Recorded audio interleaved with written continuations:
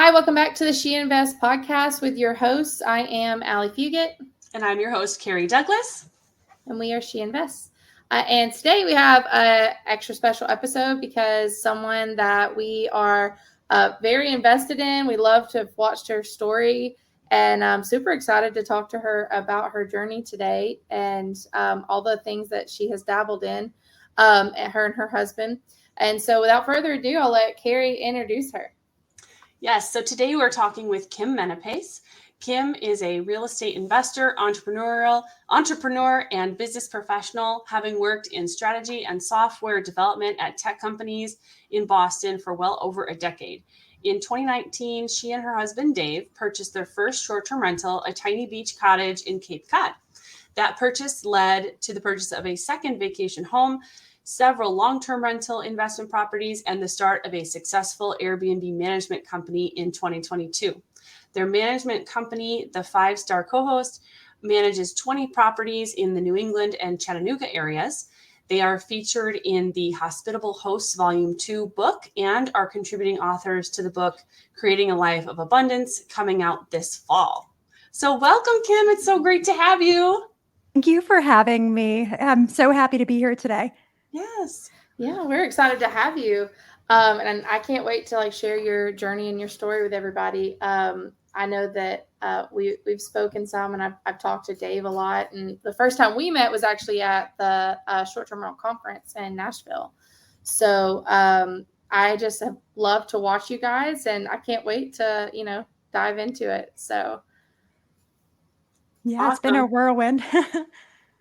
So absolutely. Can we start out by asking you, how did you decide to get into real estate investing?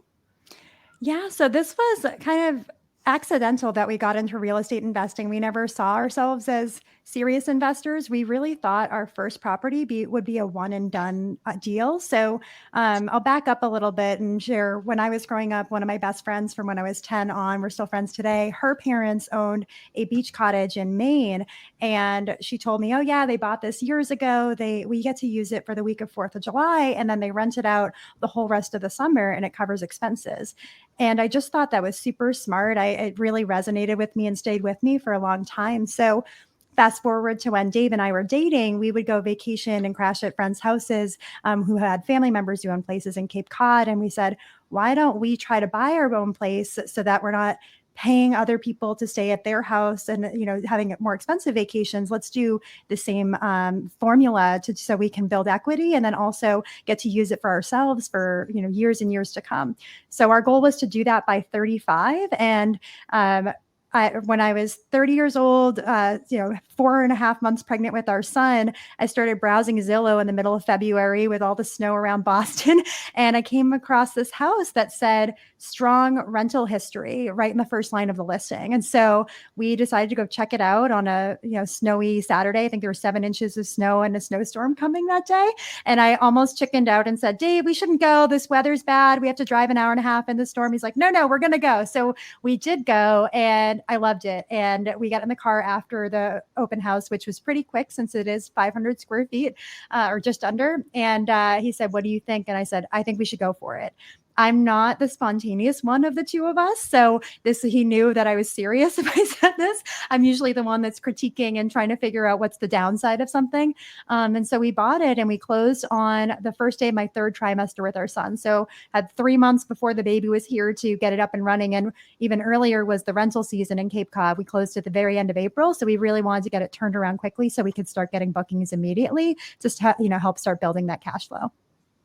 Awesome. Wow. So exciting. So you did that when you were 30, not 35. So yes, you're way ahead of schedule. I think they always say that people overestimate what they can do in 1 year and underestimate what they can do in 5. Mm-hmm. So that was how long ago? That was 4 years ago now?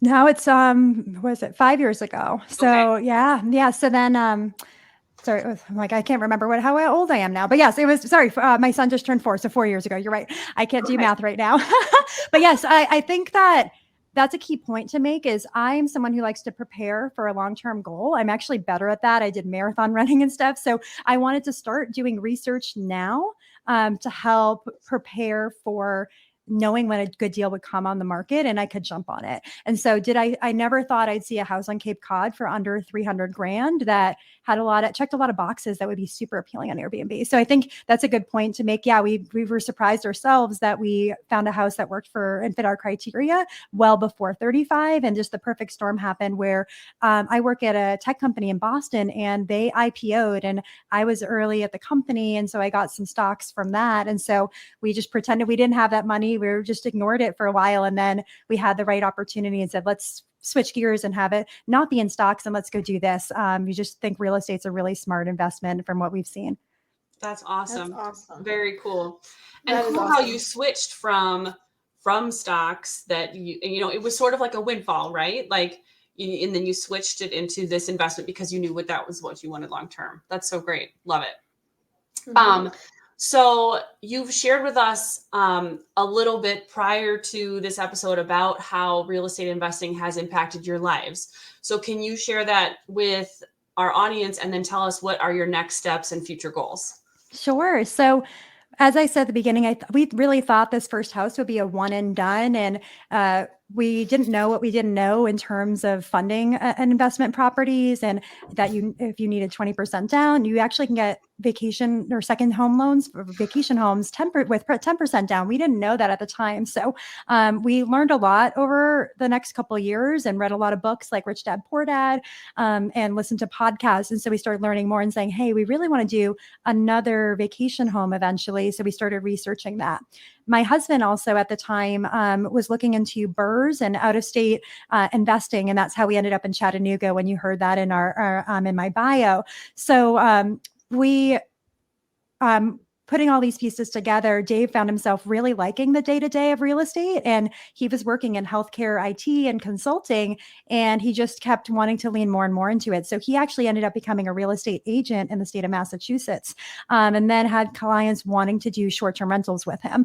So that's how the management company got started. So, he was doubling down on healthcare, IT, and consulting. He thought he wanted to be an IT director at a hospital a couple of years ago. And then this totally 180'd his career and is really changed mine too, where I'm able to use strategy and all these other tools that I've gained from my day job and apply them to our management company and our short-term rentals. So for the future, we're really leaning into our co-hosting company and really trying to build up the cash flow. We are in a tough spot where we just have a lot of expenses with 2 kids in full-time daycare up here in Massachusetts. It's pretty expensive. It's $1,000 a week for our 2 kids in daycare. So we have that and a number of other expenses. So cash flow is king for us right now. And we're really doubling down on the management company being that vessel to help that. And so long term, I do see myself, leaning into that entrepreneurial side of myself and going full time into working for us and myself. And I always had an inkling that that's where I'd go. When I'd talk with friends a couple of years ago, I said, I don't think I'd ever go to another tech company after this. And I love my company that I work for. They treat me so well. I've been here over 7 years now, but I just knew I'd have that itch. And I'd also want that freedom of time. Like you said, we all met at the conference back in March, and I really want to be like Avery Carl and Kristen Sjogren, who said that they are done with work at 2 or 3 p.m. and they are able to coach soccer and hang out with their kids when they're done with school instead of put them into an after school program because they still have a couple hours of work. And when I heard that, it really hurt me a little bit, actually. I said, I want to have that when I have my kids, and my kids are 4 and 2, so they're not quite in kindergarten and elementary school yet, but that's the lifestyle I want. And I can't do that when I'm at a traditional 9-to-5 job like a majority of people. So I knew I'd have to carve my own path there. And beyond real estate, I think I will always do some sort of real estate investing. We want to grow our personal vacation houses that we own, grow the management company, and maybe do even more in there. I've never done construction or gigantic rehabs, and I'd love to dabble in those. But I also see the skills that I'm learning and building on at my day job and in our co-hosting company, having to train employees and have SOPs and structure and all that and marketing. I want to apply that to non-real estate businesses. I'm not sure if either of you listened to Cody Sanchez. She's been on Bigger Pockets and a number of other podcasts, but she talks about boring businesses and laundromats and landscaping companies and how they can be very lucrative, actually. So I said I could see myself dabbling in completely different businesses, but applying the skills that I've learned from real estate and hospitality to those businesses.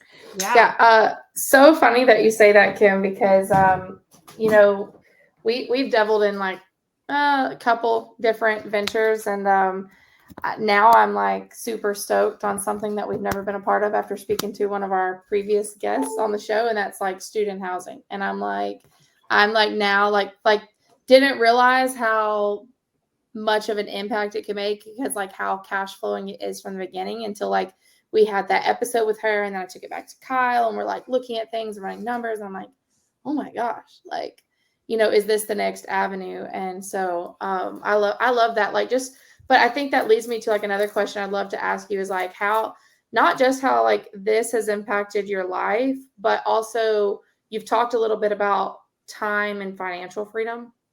But what has it done for like the freedom to choose the friendships that you're involved in those types of communities? So like, how has that part been impacted?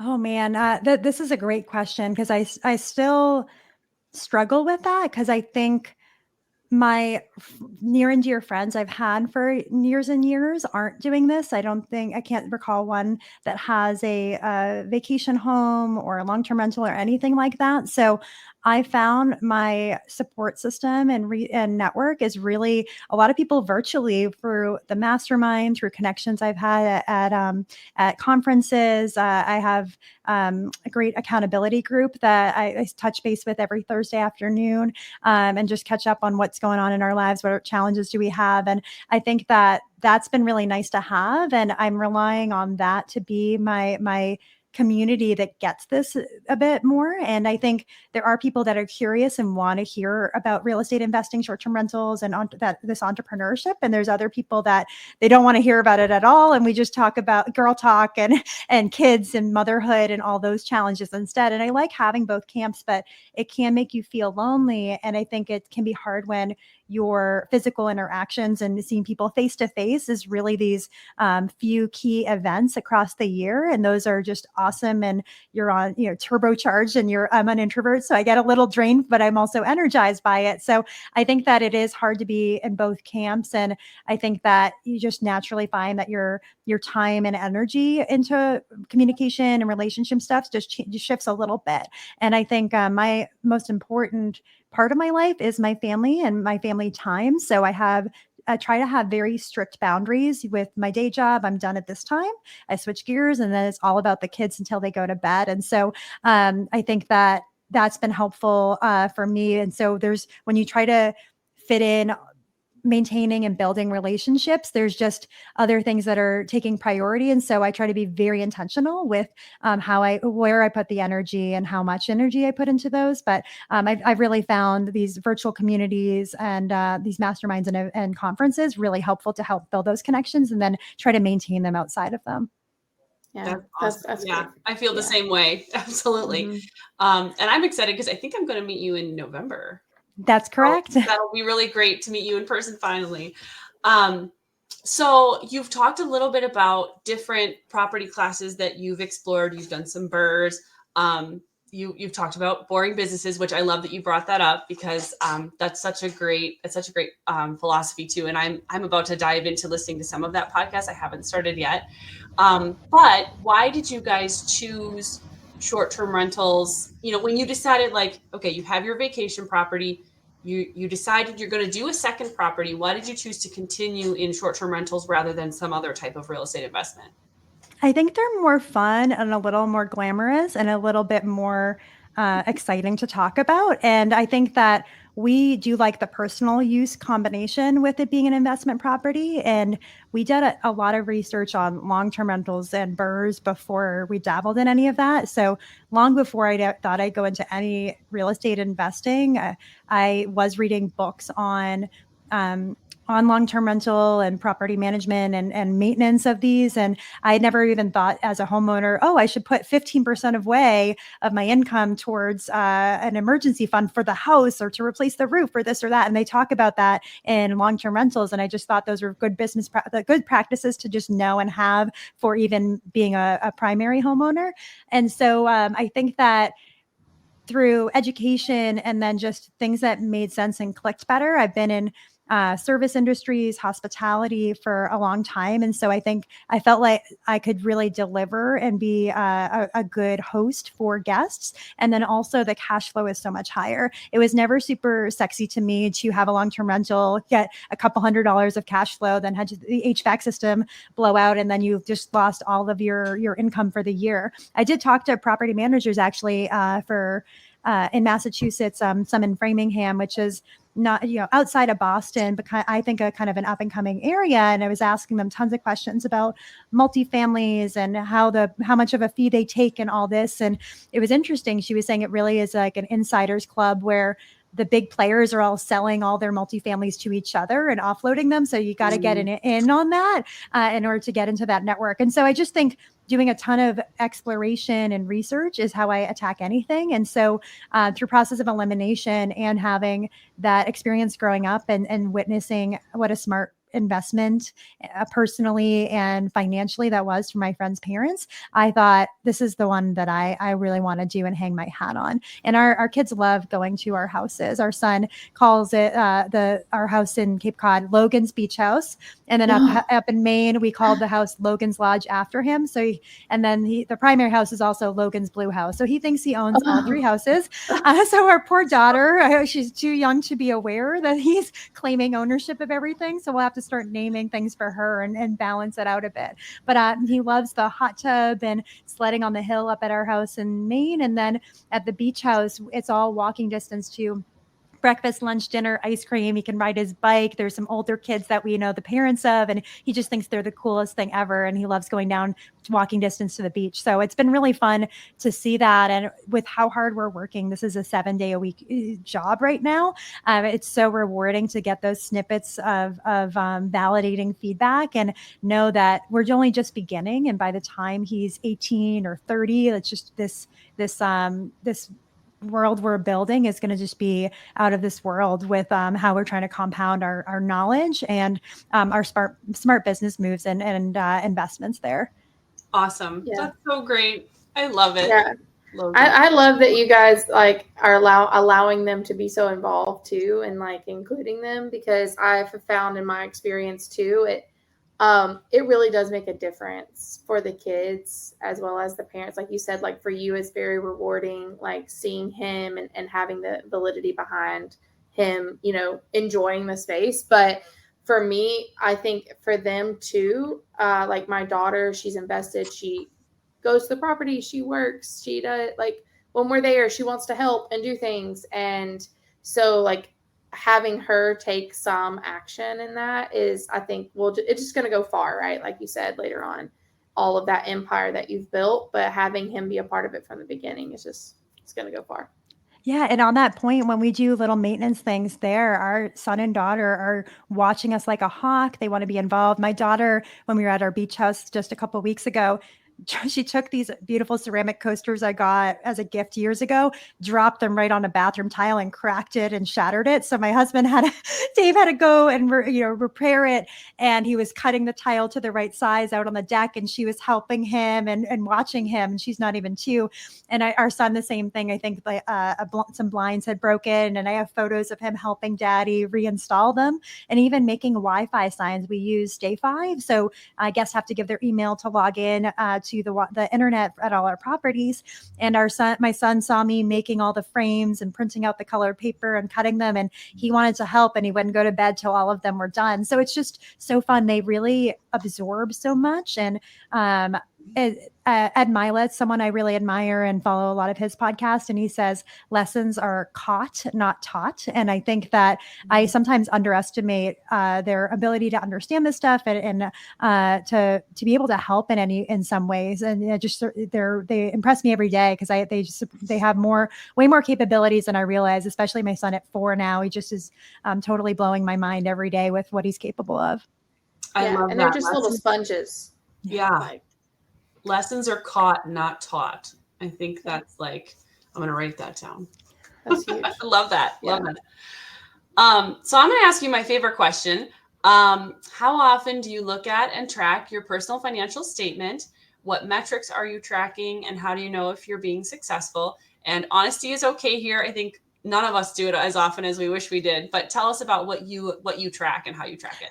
I know this is a good place to keep me honest. So, admittedly, I'm not doing as great a job, more macro. I think that the day-to-day in the business, we are looking weekly at how we're performing, how much co-host management fee are we getting, top line revenue, how much revenue are we getting against the house from what we expect and how the market should be doing. So that I'm looking at with a fine tooth and comb, because that is my ticket to unlocking a lot of other steps in our financial plan. So there's a series of milestones I have that debt pay down or emergency fund building and all that stuff. So we need to get the management and the cash flow from the management company to a really good place to help unlock a lot of those steps that we see as part of pivotal for our financial journey. So not as much as I should. I do have the Mint app with your net worth and tracking that. And then I'm always keeping an eye on my credit score to make sure in case we ever do we find a great deal and we have someone who wants to partner with us financially and all that, we can jump on it if we want to. But I'm not doing as good of a job as I should on this, because I'm focusing so much on the tactical and I don't like that. I'm someone who used to track this stuff so much closer, but I think given just time and priorities with making sure I do a good job at my day job, making sure I'm super present with my kids anytime they're home, on the bookends of daycare and being home all weekend, I try to not do too much work while they're awake. And then when you throw in self-care time, there's little time for that. So I'm actually in the process of trying to figure out the who's to do all this stuff. So I'm not trying to figure out how I squeeze this in or burn the candle on both ends. So actively trying to lean on my virtual assistants to help with the bookkeeping, leaning on my CPA who can do scrubbing for that stuff. So we can get a little bit of better picture just directly in QuickBooks and some other places. But yeah, I'm not doing as good of a job as I want on this, but I have in my head and in spreadsheets a list of what those milestones are, how many properties we would need, what the management fee would have to be coming in to make sure we can unlock a lot of doors. And we're on track and doing great with that. So we're really going heads down and grinding to get to that place. Yeah. And I think tracking cash flow is still part of your personal financial statement, right? Like if we think about this idea that we eventually want to have a certain amount of passive income to offset expenses, et cetera, like you do have to know what your cash flow looks like. So I think that's a great answer. And there are times when I've done the reverse, where I've spent so much time looking at the big picture that maybe I haven't been looking at the details of, how much did I actually cash flow this month? And then I get 2 months down the road and look back and I'm like, oh, we weren't really profitable because I was busy looking at the big picture and what's the next power move, and not maybe remembering that still tracking the day-to-day is still really important. So I think it's good to highlight both. Yeah. And I think I'm trying to be big on visualization and those big picture goals and not just money wise or numbers, but also tangible ways I want to be living, like being done by 2 p.m. and picking my son up and bringing him to soccer class or coaching soccer.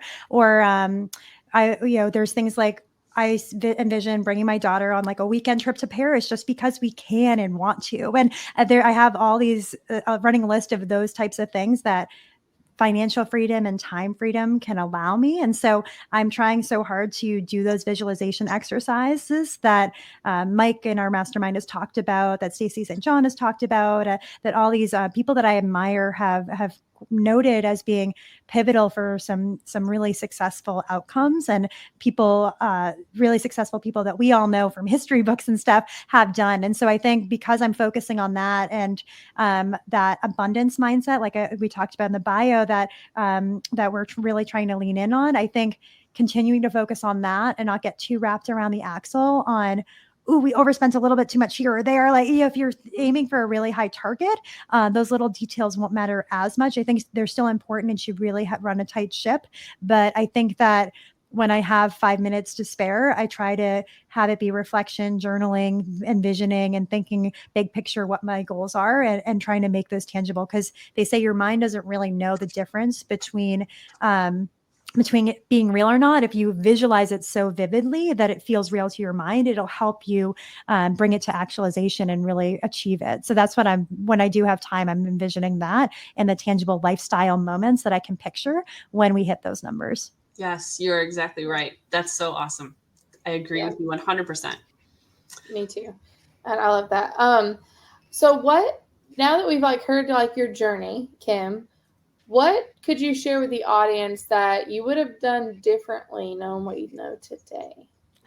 Oh man, I think if someone were thinking of getting into short-term rentals, I think that I would want to look at properties that would make 20 or 30% return, cash on cash return.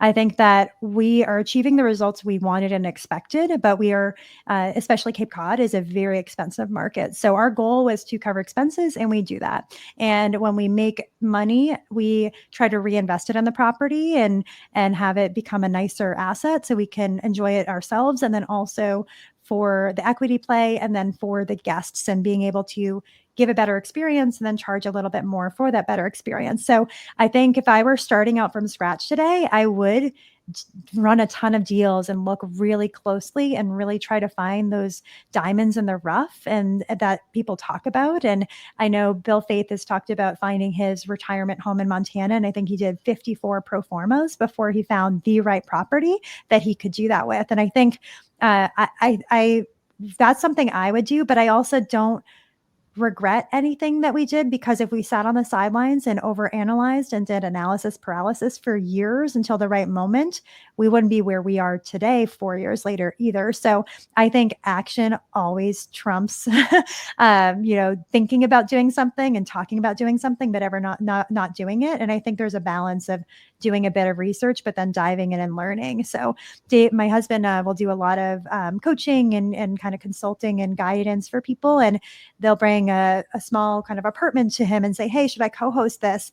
And I'll always say to Dave, they should, because they're going to learn rather than sitting around and not getting their first co-host deal for another 2 months.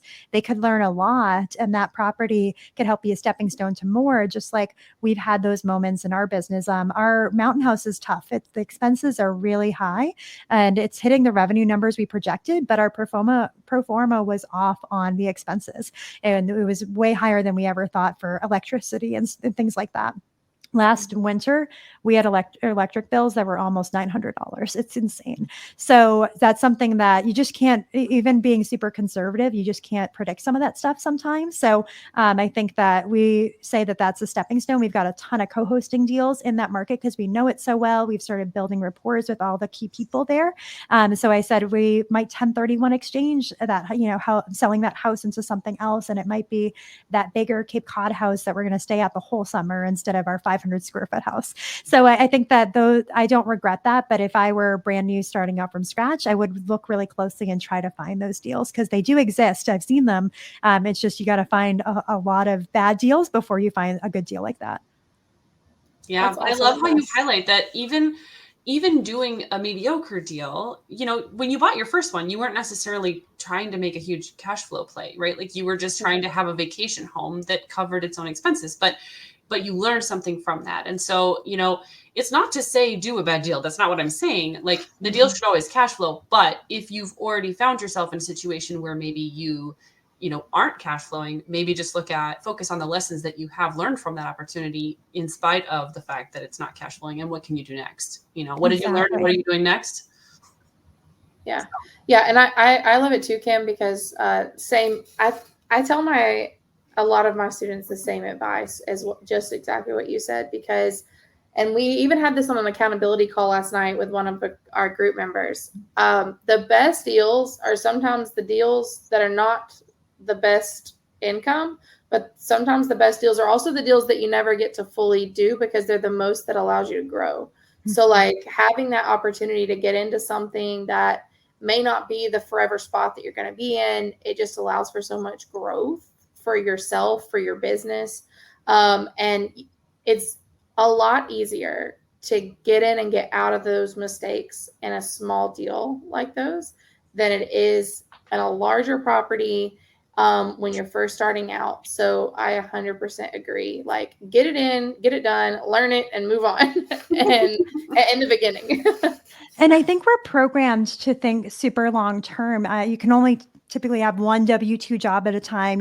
Most people try to find the one and marry them. And so I think it can feel weird to, I joke with Dave that with co-hosting, we're going to like date, marry, divorce, dump a lot of clients over time. And that's okay. And even we've had some recent churn, and some of it was we reevaluated our business, said don't have any other properties in this market. We're really doubling down in this market. And given a bunch of other factors, we think we're not the right fit for you, but we want to find you the best next opportunity. If you want to self-manage, if you want a different manager, we have other co-hosts in our mastermind that might take this opportunity, or you might want to explore midterm rental, but we're here to be solution oriented for you. And because we handled that, I think very professionally and tactfully, it went really well as a transition. So I think that, again, going back to the abundance and scarcity mindset, my husband being the sales guy and me being the operations and strategy person, he was a little reluctant. He's like, oh no, I want to keep this property or these properties. And when I lay it out that way and say it's taking up, we learned from it, but it's also now taking up the opportunity cost of another property that more fits our bill. So why would we want to do that? Let's free up those spots with our team and our virtual assistants, because it might make room for a property that makes double that and is in a market that is more of our sweet spot. And when I framed it that way, he said, oh, you're right. That's right.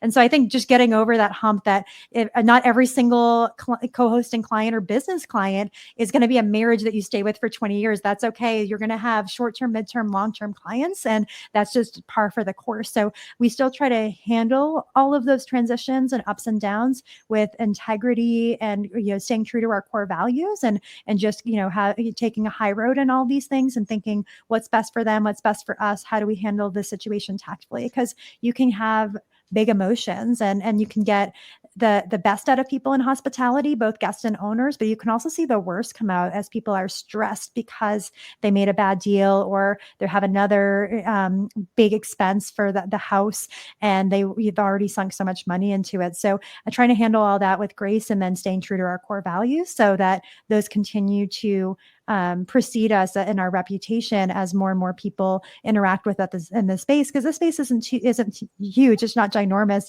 We already know a lot of the big players in such a short amount of time. Yeah.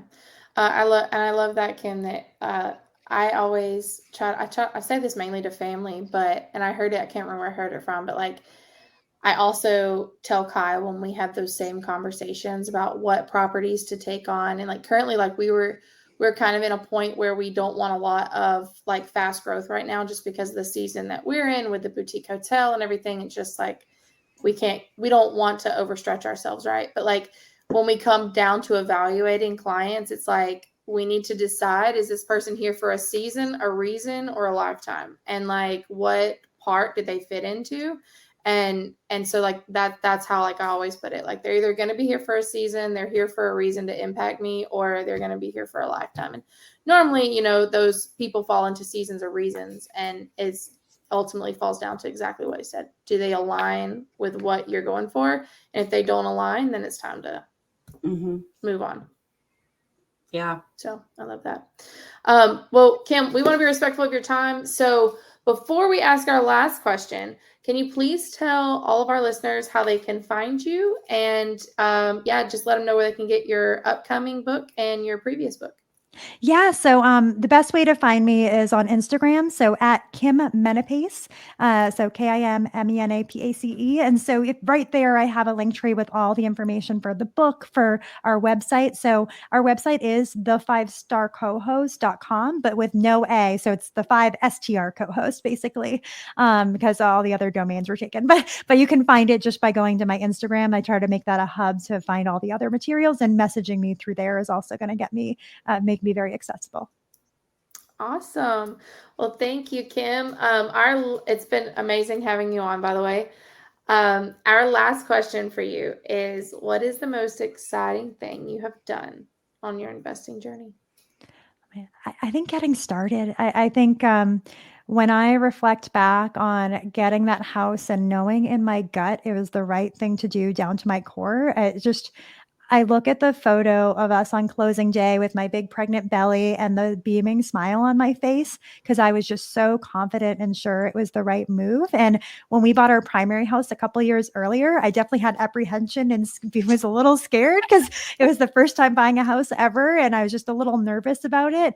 And so I just look at how night and day those are. And I think that the mountain house was a little bit of a stretch and for us. And we, as I said, it's there for a reason. It's teaching us a lesson, and it's a stepping stone to a lot of other places and things that we're doing.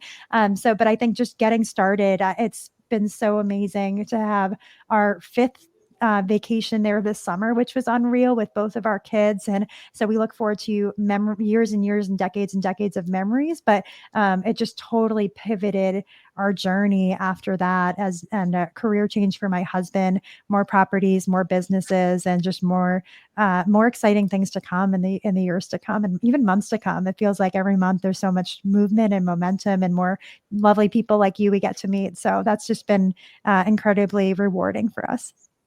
Awesome. I love that. Getting started. That's the most exciting part. I love it. Yep. Well, thank you, Kim. We appreciate you. And I know that you added a lot of value to our listeners today. So go find Kim Menapace, follow her and her husband, Dave. They have a great journey. And like she said, like a lot of exciting things to come. So Kim, we'll have to catch up with you guys in a few months and see how much you guys have grown. Because, we're in touch with you guys weekly, but just share with our listeners what you guys have done in the next couple months. Absolutely. Thank you for having so me. much for being here. Yes, thank you. All right. Bye, guys. Bye.